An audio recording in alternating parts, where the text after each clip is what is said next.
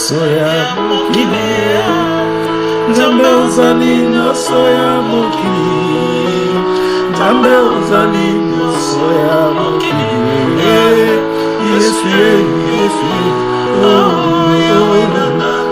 ozali nyonso ya bana Kongo Nzambe ozali nyonso ya bana Kongo Nzambe ozali nyonso ya bana Kongo Yesu Bolingo na yo ekomelinga na mokili oyo.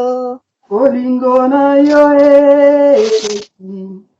ezali monene mingi eloko ekokani te na bolingo yo. Kaka ye Yesu nanga, Yesu mokonzi ya bakonzi, na likolo na se. Bolingo na yo ekomelinga na mokili oyo. Yesu nanga, bolingo na ye ekomelinga.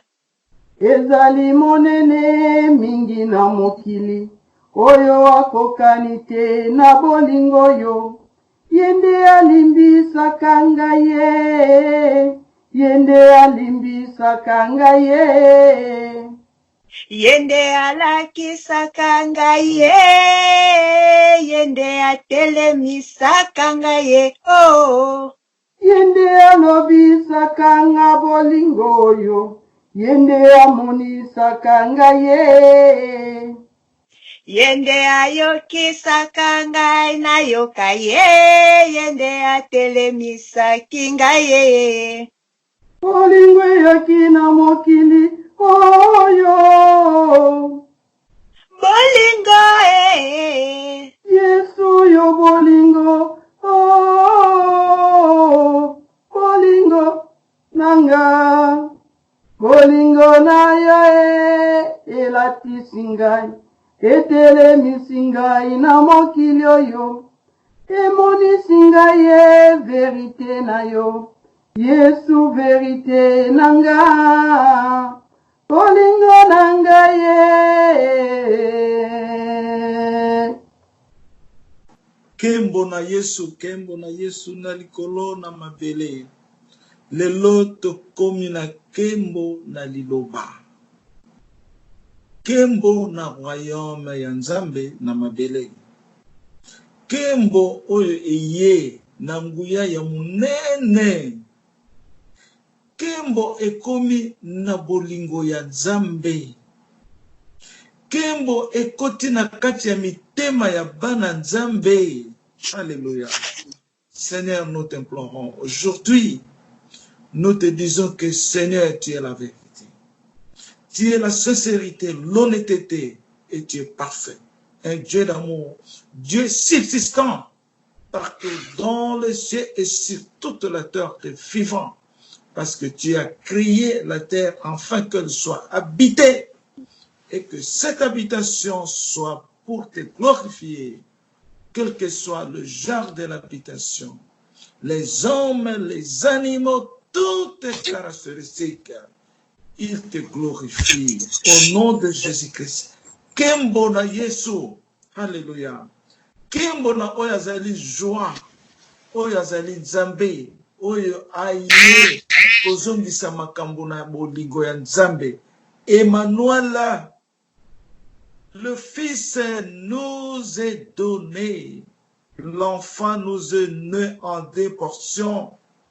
Son pouvoir, son autorité royale au-dessus de ses épaules qui commande la vie de ce monde. Aujourd'hui, tu fais trembler le monde. Alléluia. Hosanna, Hosanna, Hosanna.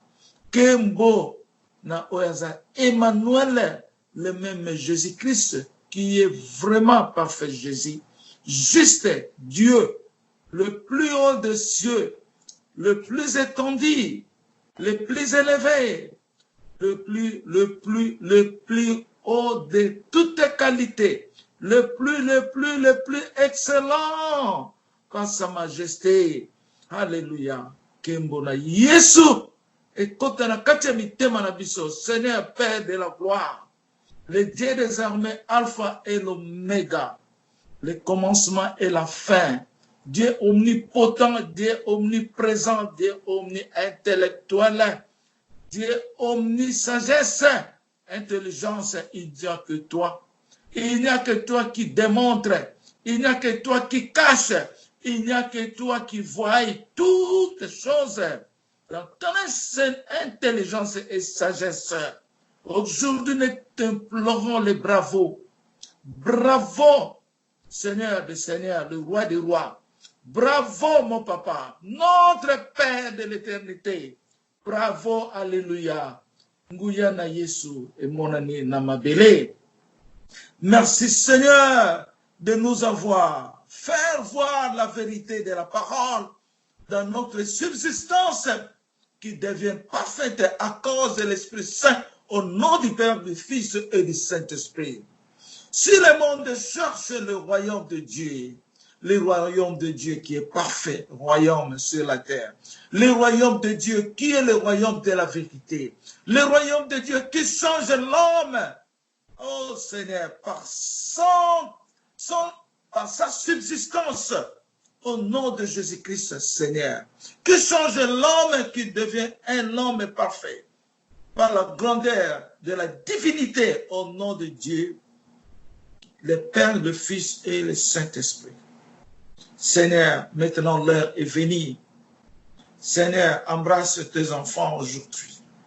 Tu nous as pardonné déjà. Et tu continues à nous pardonner par la grandeur de ta miséricorde. Pardonne-nous afin que nous devenons toujours la vie devant toi, parce que toi tu es la vie. Que nous vivrons maintenant ensemble avec toi. Que nous voyons l'abondance, la bienveillance de notre Père de l'éternité, Jésus-Christ Yéhoshua. Au nom de Jésus-Christ, Emmanuel, Dieu vivant. L'Afrique, c'est un nom, papa.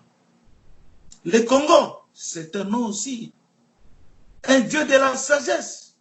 Qui peut connaître ça? Ce n'est que par l'Esprit Saint. La terre, c'est un nom aussi. Le ciel, c'est un nom aussi. L'air, la lumière, le feu, c'est un nom aussi.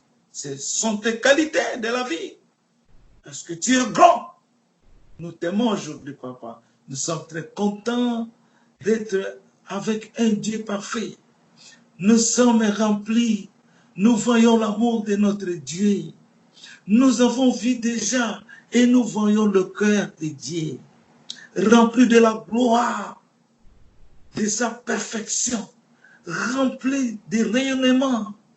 Comme du soleil à la vie de arc-en-ciel qui déploie son amour parfait grand devant son peuple aujourd'hui. Le Congo est libéré. Israël est devenu un pays national grand dans le monde entier. Vive l'amour de Jésus-Christ que nous célébrons la joyeuse terre aujourd'hui. Né Congo. Congo, l'identité c'est Né Congo. Alléluia. Nous sommes des Né Congo. Né Congo veut dire nous sommes de Jésus. Jésus est Congo. Jésus est la terre. Jésus est le ciel. Jésus est parfait. Jésus est toutes les choses. Il est l'arbre. C'était à mon foudé. Il est l'eau. La première gloire du monde, c'est Christ Jésus-Christ. Seigneur, que nous soyons purifiés de toi maintenant. Purifie ton peuple maintenant. Purifie avec joie.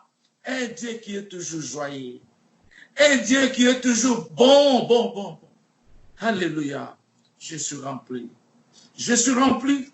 Tu nous as fait montrer que le royaume devient fonctionnel.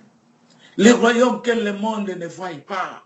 Mais nous voyons le royaume parce que nous sommes choisis de toi. Comme tu as dit, je ne vous laisserai pas orphelin. Vous me verrez, je vis et vous vivrez. Et nous commençons à voir la victoire dans la vie de Christ Jésus, Emmanuel.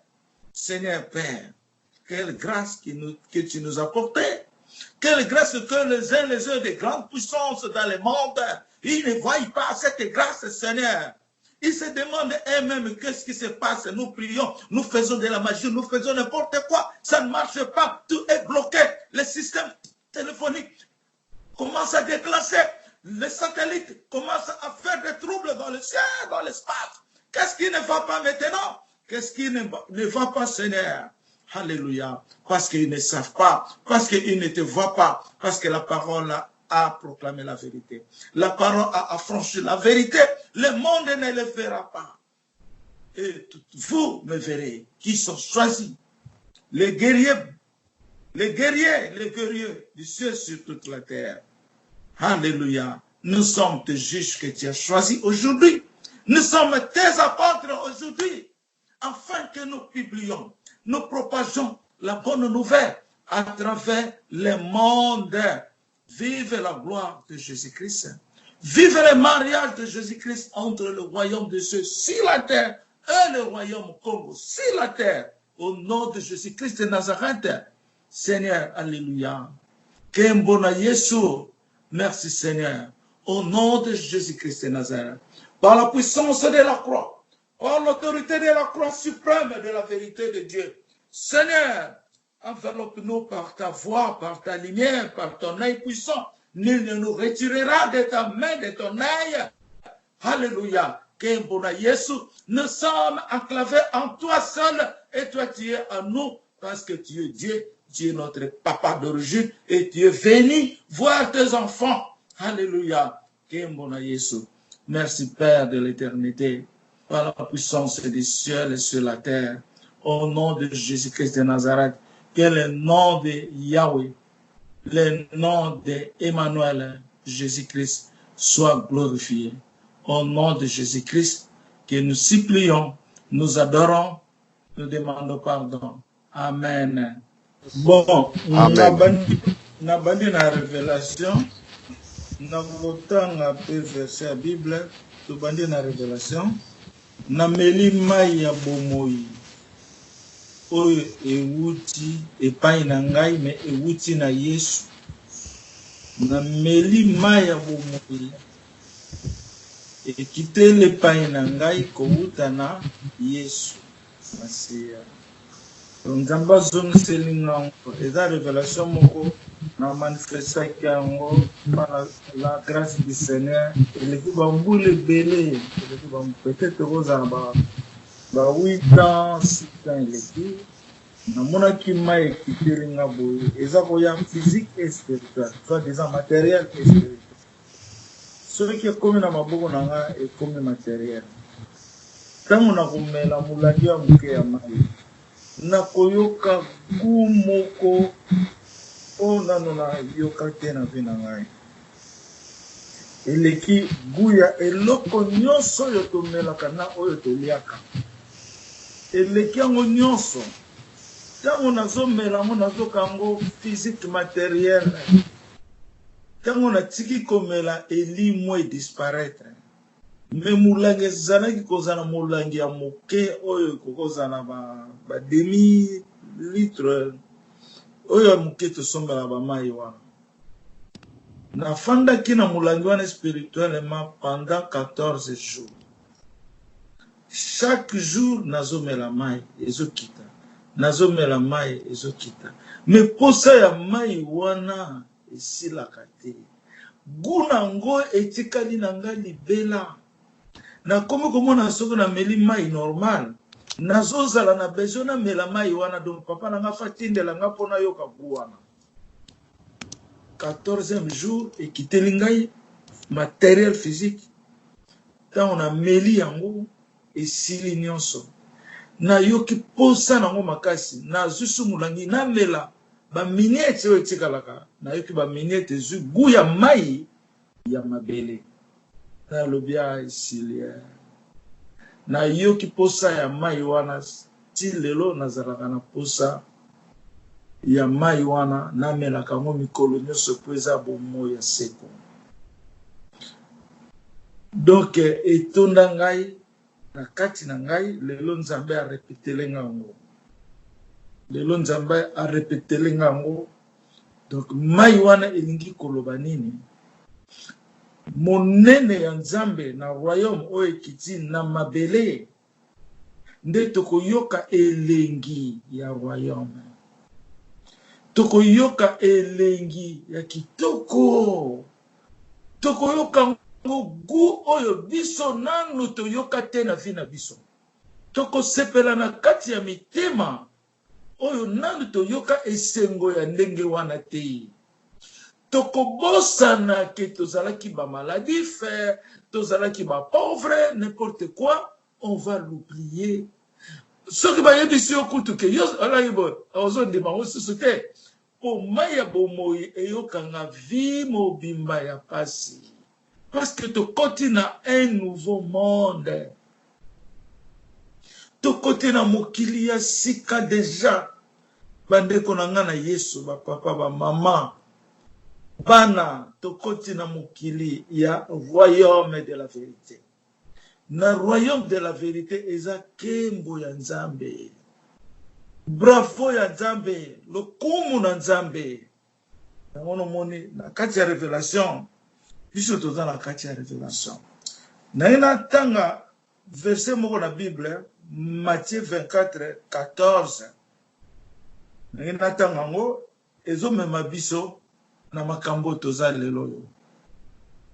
Totanga kango, mais lelo tokotangela ngo tokososola ngo différemment. Molimo Santo, le Père, le Fils, le Saint-Esprit, aza na kati na biso, yenda lobaka na biso, yenda terre, yenda azo kotisa biso na kati ya sanctification pona koyoka ye. Alléluia. Kembo na Yesu. Matthieu 24:14 ezoloba. Matthieu 24, verset 14. Cette bonne nouvelle du royaume sera prêchée dans le monde entier pour servir de témoignage à toutes les nations. Alors viendra la fin. Cette bonne nouvelle du royaume. Nalobi bien, sango malamu oyo ya royaume. Est-ce que lelo tozo yeba royaume eza nini? Oto ebandi na sango malamu, bonne nouvelle. Cette bonne nouvelle du royaume. Sango kitoko ya malamu ya royaume. Kaka royaume nde azana ba sango ya malamu. Ndenge na utopesa sango ya mai. Kaka royaume muta kopesa sango ya malamu ya sika. Cette bonne nouvelle ya malamu du royaume. Royaume ezali nini? Royaume ezali nini? Royaume azali nani? Seigneur asate biso pona royaume. Royaume ezali nzambe otozozwa na le déclaration du royaume. Jésus-Christ est le royaume de Dieu. Le royaume, c'est le temple qui existe dans le ciel. Aujourd'hui, sur la terre, parce que le royaume est descendu sur la terre. C'est un grand temple où ils vont vivre en ordre par la loi et par la gloire de Dieu. Des choses que nous négligeons. Eza biloko oyo ezo fongola bomoi na biso. Eza makambo oyo eza ko délivrer biso. Parce que ceux qui connaissent le sens du royaume, tu ne peux rien faire, tu perds le temps et tu es makambo misusu yo zoluka ozozwango te, ozoluka elongi ya nzambe kozwango te. Parce qu'il faut avoir la connaissance. Surgisse dans ton cœur, dans toute ton appartenance. Il faut connaissance, il y a vérité. Et l'onama, na katina yo, ndenge Yesu alobi, je suis venu sur Emmanuel de planter une autorité. Ah, ngai penza na lingi, Autorité wana elona manakati na ngai lokola nzete lona mi na mabele. Quand vous priez comme ça, vous méditez comme ça, vous pensez ainsi, et cette autorité royale de Dieu est plantée en toi dans ta vie à cause de ta foi, de ta croyance, de ta vérité. Parce que l'homme a été créé par la vérité, qui est la parole. Tu es la vérité de Dieu. Parce que tu es le symbole, tu es l'image de Dieu. Et comment tu ne peux pas être vérité de Dieu? Comment yokozala mutu ya solo te na miso ya Nzambe? Qu'est-ce que je dois dire? L'homme est corrompu par le diable, par le monde, par l'ingeli. Kota kota, banda ko bakota kate, biyoka yoka, bisika matoi na yo ko yoka te. Bisimba simba, bisika maboko na yo eko simba te, esika makolo na yo ko tambola te, yoka ko kota. Il faut que nous comprenions qu'est-ce que le royaume de Dieu sur la terre. Nazo kende malembe, tozo mona ngweza phrase moko moke, mais c'est grand.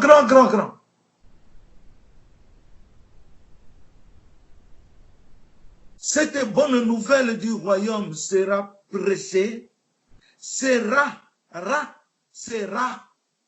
Nanya zoloba, Papa Jésus-Christ Nazoloba, sera prêché, sera. Dans l'air wana nanu royaume kitite, mais yazali royaume. Mais à l'obi sera prêché, sera. Et qu'on teisama, pour bien parler, qu'on teya, et qu'on l'obama, et qu'on s'en a partagé. Mais à cette époque, le temps de ce royaume n'était pas encore. Parce que les serviteurs de Dieu qui sont les apôtres ont demandé à Christ, est-ce que vous allez reconstruire le royaume? Quel royaume que tu vas reconstruire? C'est maintenant on en explique à Gibinon quelles sont ces sortes de royaumes. Naïb Gibinon. Batunaki Jésus, quel royaume yo oko restauré avant yo kende na likolo? Ezalaki royaume nene batunaki. Bible alobi angote alobi kaka royaume. Nayebi te totala na acte.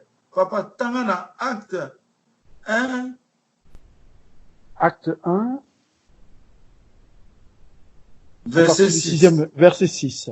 Voilà. Alors les apôtres réunis lui demandèrent, Seigneur, est-ce qu'en ce temps que tu rétabliras le royaume d'Israël?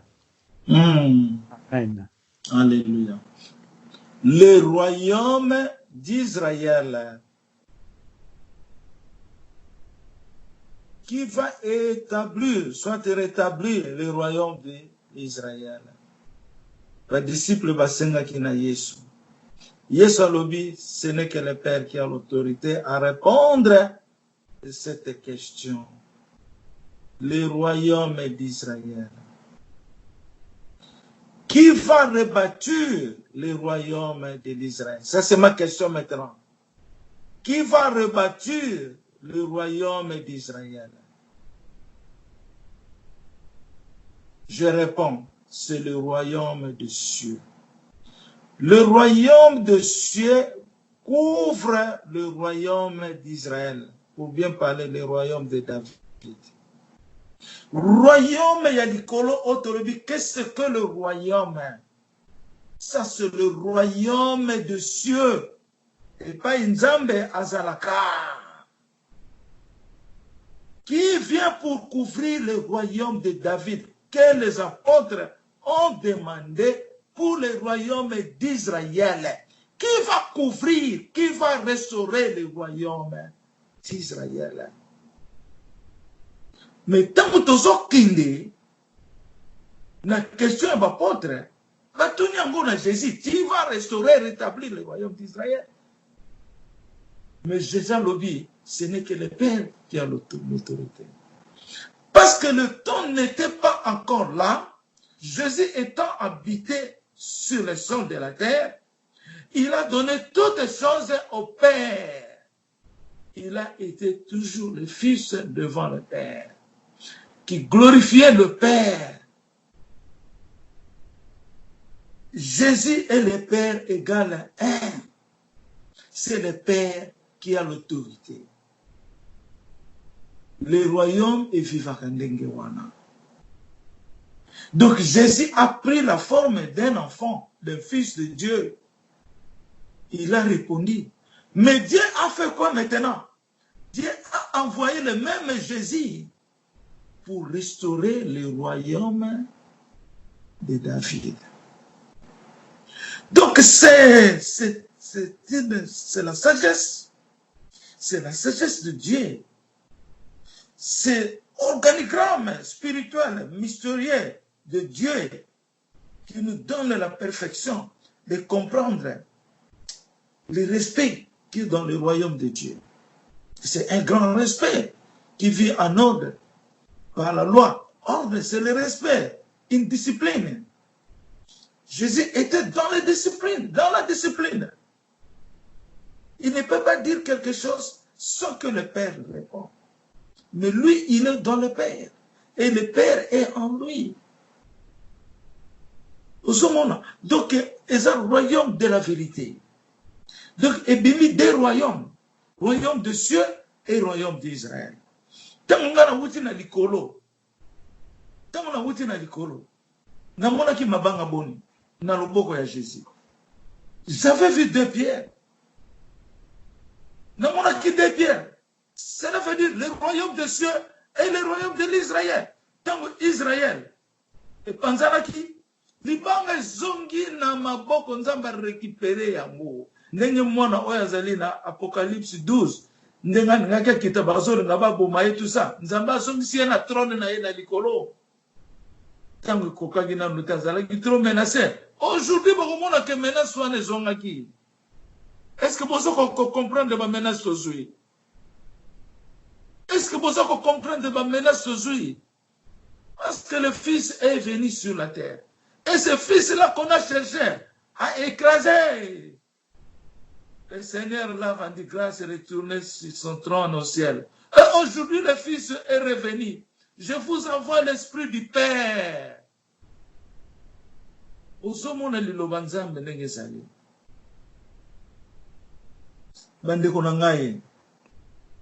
Il faut tout yeba au royaume. Il fonctionne à nini. Royaume et monisama nini. Il faut tout méditer yango. Il faut tout sosola yango. Seigneur alobaki na biso chaque jour to belelaka na kombo ya Jésus-Christ de Nazareth. Tozwango peut-être 5 ans passés. Mikolo nyonso to belelaka na kombo ya Yesu Kristo. Na zongi na sujet ya verset wana. Verset 14. Cette bonne nouvelle du royaume sera prêchée. Le roi n'a pas prêché en côté. À l'exception de Christ. Je dis bien à l'exception de Christ. Et Christ savait qu'il doit rentrer au Père. Donc, le royaume est causala. Donc, temporairement, notre vie, quoi. Parce que Christ a zongi na likolo. Sa mission était de prêcher la bonne nouvelle du royaume du Père et aussi de sauver le monde par le sang de Dieu. Donc, makambo nyonso ezako bima na sagesse, et puis na respect, et puis na discipline, et puis na sens ya vérité ya plan ya Nzambe. Sikoyo royaume yango wana ezongi. Tozana ba évidence ndenge royaume ezongi par Emmanuel. Yangwana mukili nano esosoli malamu te. que royaume ya Nzambe oye wuti likolo ekiti pona koya kozongisa kembo ya royaume ya David. Nzambe ye moko akiti na mwana na ye royaume ya likolo akiti na mwana na ye aye kosangana na royaume ya David na mabele. Royaume ya likolo na royaume ya Israël ekomi royaume moko po royaume ya likolo ekiti na mabele. Royaume ya David ezalaki kaka wana mabele. Royaume du ciel est venu sur la terre. Royaume tozobenga l'arbre de la vie, la rivière de la vie, maya kelona utomela. Le parfum, c'est le royaume du ciel qui est descendu sur la terre. Ensemble, ils vivent ensemble avec le royaume de David. Makambo ezalaki na royaume ya David te na tango kala. Yangona lelo ekomoni sama. Le royaume de David avait régné seulement na bakomba na yazalaki kobunda. Nakolakisa ke royauté ya David na Israël ekomoni sama pa les 12 tribus kobanda na ba Moïse na ba Abraham. Le royaume oye komi privilégié par le royaume du ciel qui est Jésus-Christ de Nazareth. Pour vous dire la vérité, le royaume va propager la bonne nouvelle. Le royaume, cette bonne nouvelle du royaume sera prêchée dans le monde entier pour servir de témoignage à toutes les nations. Alors viendra la fin. Osokawa, Jésus a yé par Emmanuel le Mwana Nzambe. Emmanuel a sa troisième fils, pour bien parler. Le premier, le père, le premier fils, Mwana Bosso Nzambe Zanani, Yesu Masiya. Yesu pe, a-t-il esprit? Esprit pesa Mwana Nzambe kaka. Asana kati Nzambe. Il y a bien la troisième position. Au nom du Père, du Fils et du Saint-Esprit. Abimi la troisième position. Yende aye kosukisa makambo ewuti na le Père de création. Yende fazongi sa création.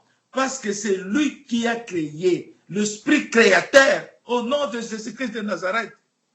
L'esprit créateur ayoka kakako nzamba solo banaye.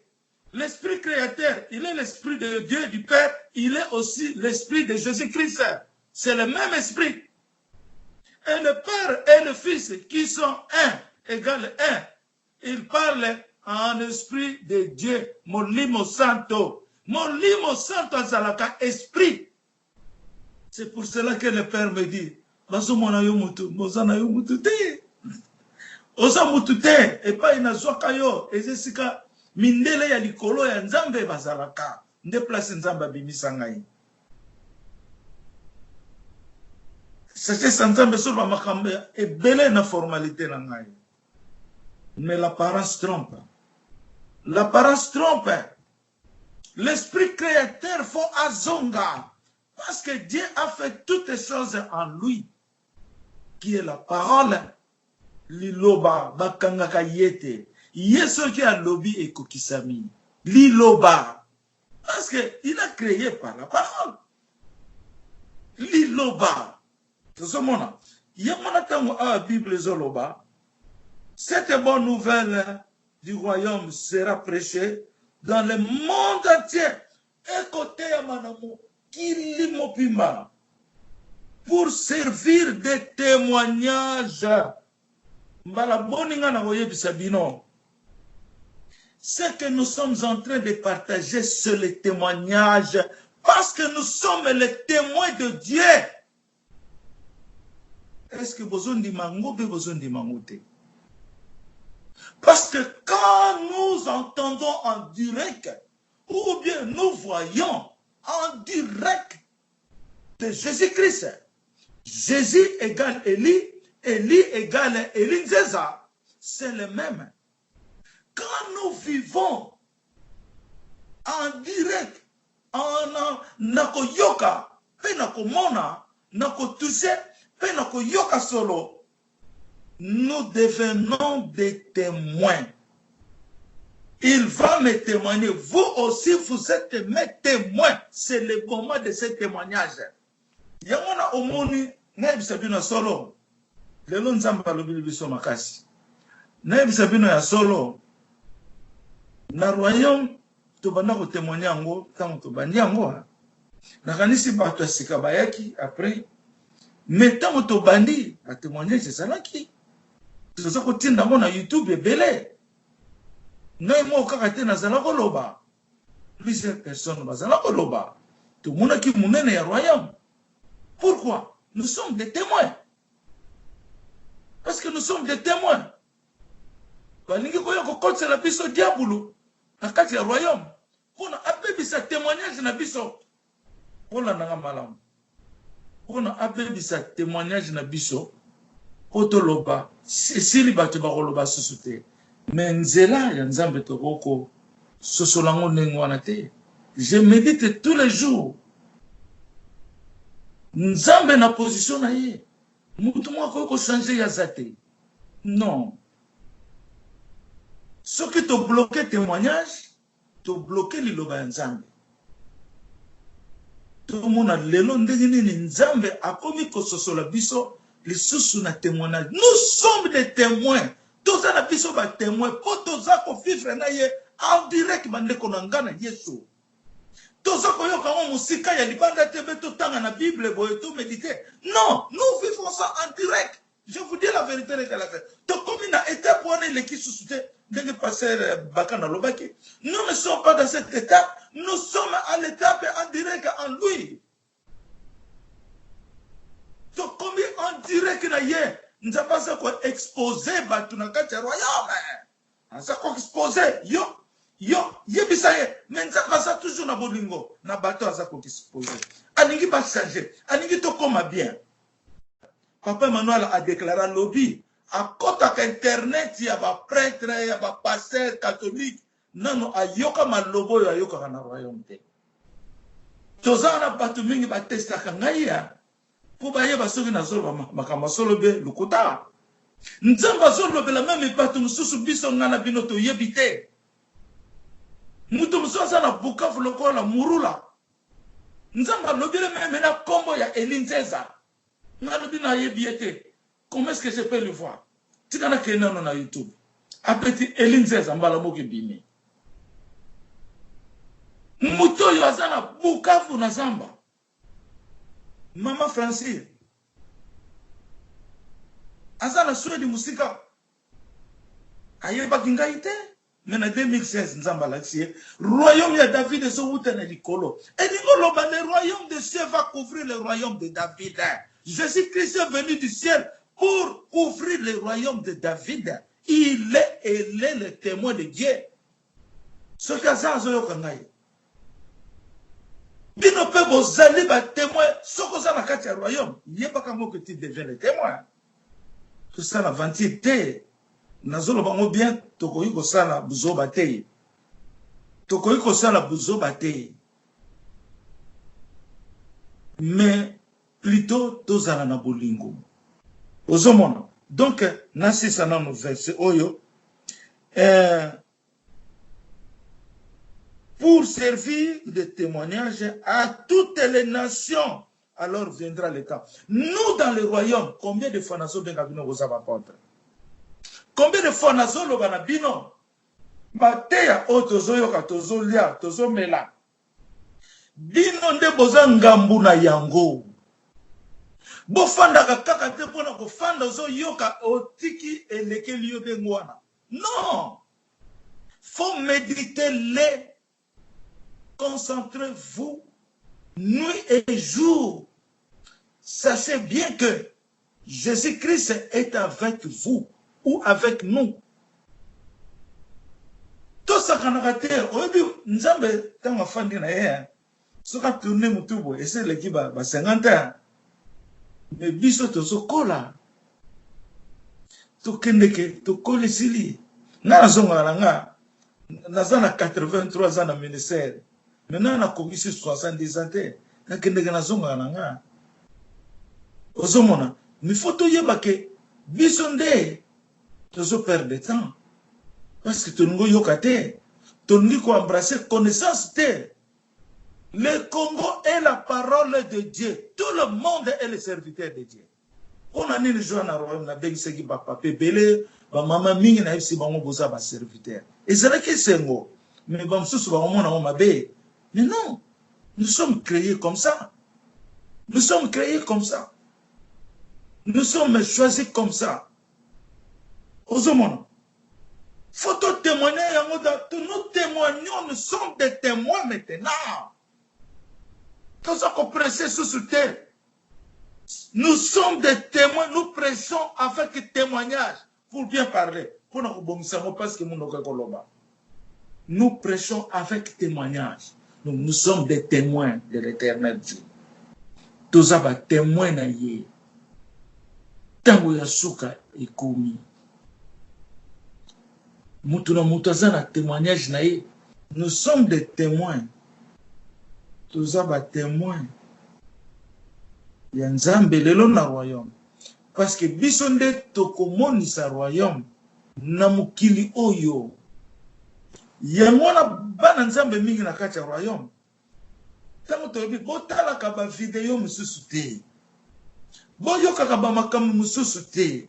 Bolanda ka batu mususu te. Ngai moko na vivre ngo, ya ngona naza témoin ya ko témoigner ngo. Il faut faire attention. Ce que les Cambodgiens la moté là là no video ya royaume. Bolanda bilanda yoka ya ba politique wana te. Tout va changer ndenge maman Mary a donné auto loba.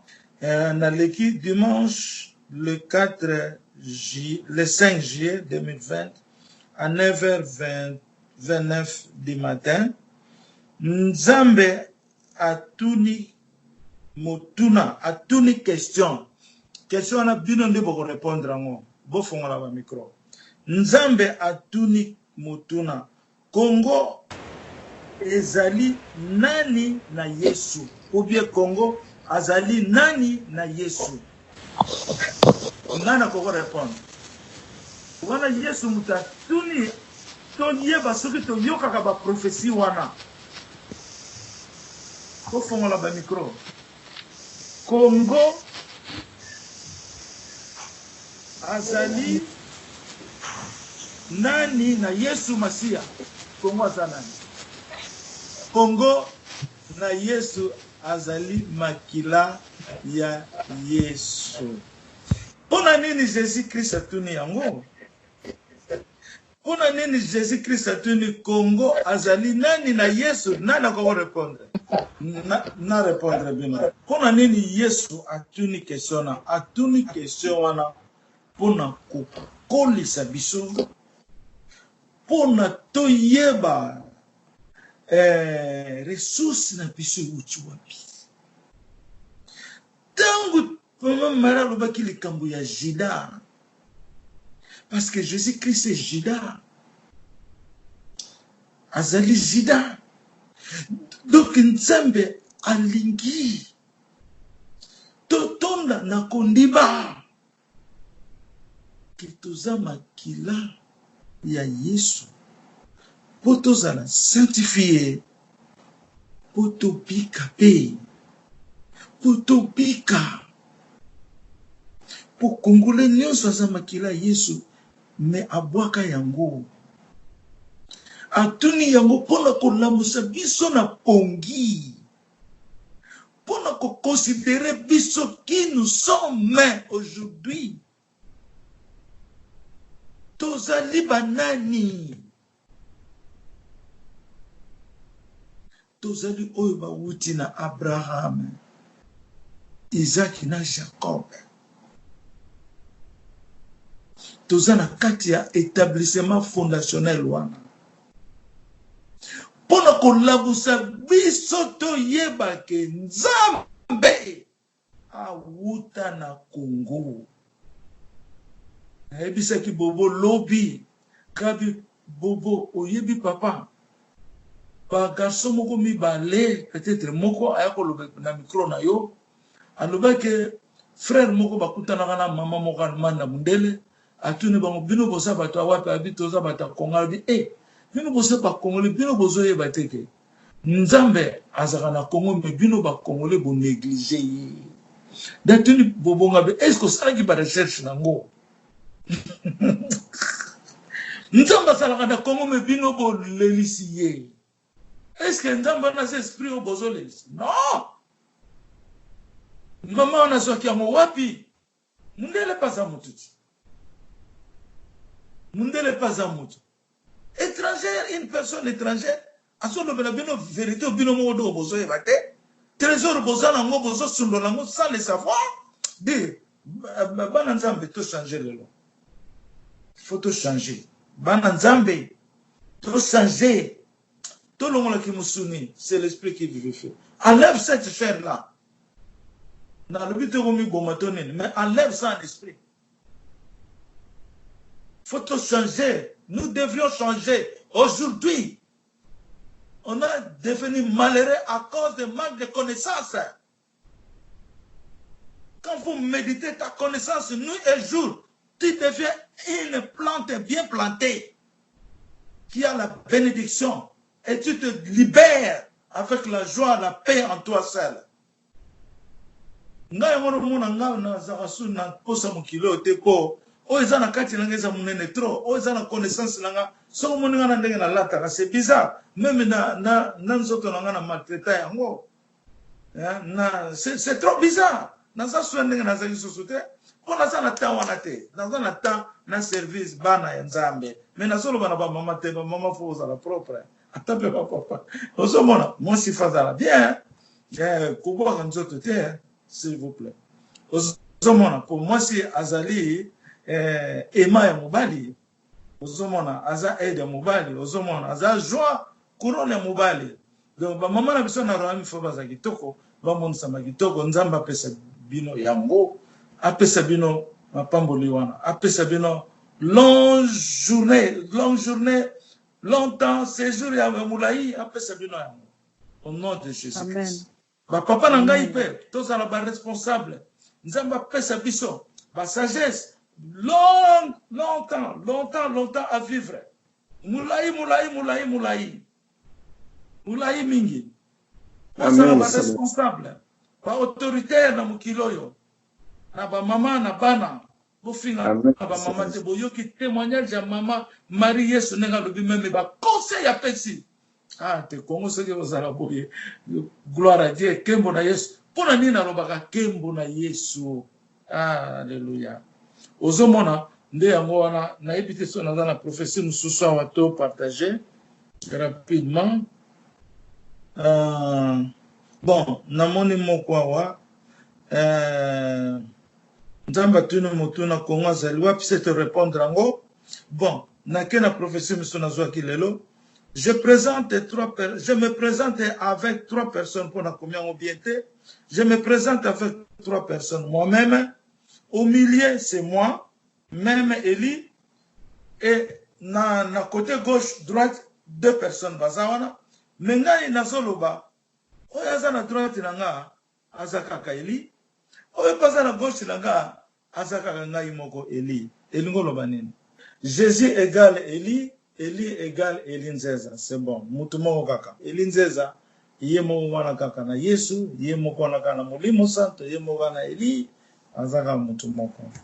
Ozomona, nde yangwana na kanisi bana Yesu, lelo to pemele wana, na bulungu Nzambe, to continuer ko déployer la grandeur de Dieu, na kombo na Yesu, Nzambe na biso na likolo pe na mabele akumisama au nom de Emmanuel tolobi amen.